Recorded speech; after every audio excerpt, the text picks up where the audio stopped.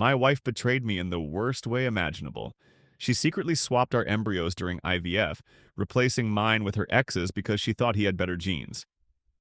So I decided to take my revenge in a way she would never forget. For 5 years, I thought my marriage was strong. I was Daniel, 32, and I had built a life with Sophia, 31. On the surface, we had it all: a stable home, good careers, and what seemed like an unbreakable bond. But reality was far from the illusion I had convinced myself to believe. We struggled for 2 years to have a child. At first, it was full of hope, but soon came the disappointments: negative tests, silent nights, the endless waiting for another failed attempt. Then desperation crept in. I remember the way her voice cracked when she first suggested IVF. "This is our best chance," she said with pleading eyes. I agreed immediately. I still believed in us. Sophia handled everything. "You're busy, babe. Let me take care of the details," she reassured me. I trusted her. So when we went in for the embryo transfer, I sat beside her, holding her hand, believing we were about to start something beautiful. But that was the moment she erased me from our future. Months passed, her belly grew, and so did my excitement. Then one night, while checking routine medical paperwork, I saw something that made my stomach drop: a sperm donor ID that didn't match mine.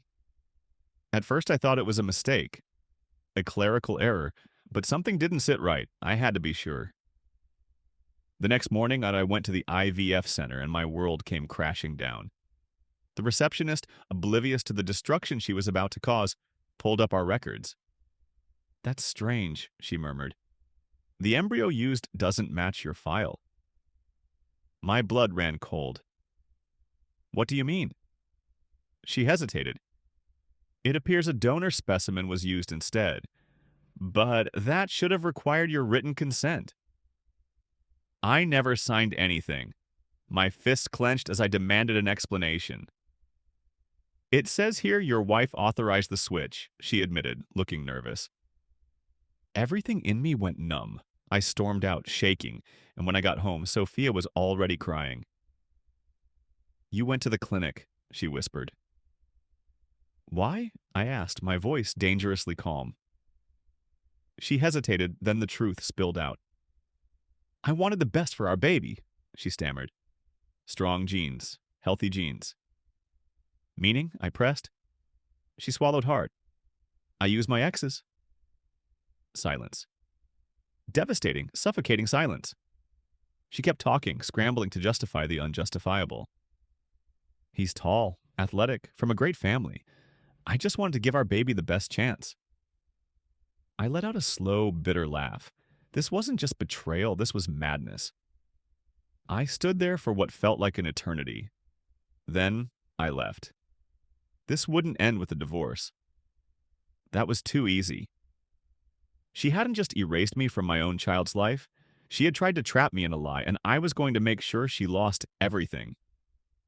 That night, I checked into a hotel, turned off my phone, and sat in the dark, letting the weight of my next move settle. The rage wasn't hot, it was cold, calculated. The next morning, I met with my lawyer. "If I leave her now, what happens?" I asked. She skimmed through my case notes. "You're presumed the father unless you contest paternity. If you wait too long, you could still be held responsible for child support, even though the baby isn't yours." Sophia had almost trapped me permanently. What if I prove fraud? My lawyer leaned forward. "That would change everything. If we can show intent, you won't owe a cent, but we need solid proof." I nodded. "And our assets?" "Move them. Now, if she files first, she can claim half." For the next few weeks, I played the role of the oblivious husband. I smiled, pretended, and dismantled her world piece by piece. I drained our shared accounts, transferred the house solely to my name, and documented every piece of evidence. I met with the fertility clinic director who confirmed she had signed off on the donor switch herself.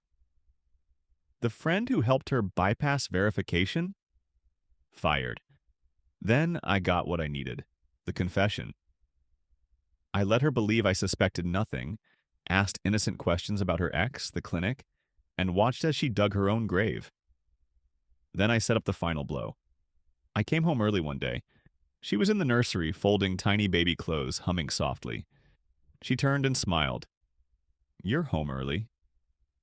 I let her kiss me. Let her think, just for a few more seconds, that her world was intact. Then I pulled out a manila envelope and placed it on the dresser. Her smile faltered. "What's this?" "Open it." She did. Her face drained of color as she flipped through the divorce papers and the legal notice revoking financial support. She skimmed through frantically, searching for something that wasn't there. Her claim to my assets, but there was nothing. The house, mine, the savings, gone. Every financial tie, severed. You planned this. She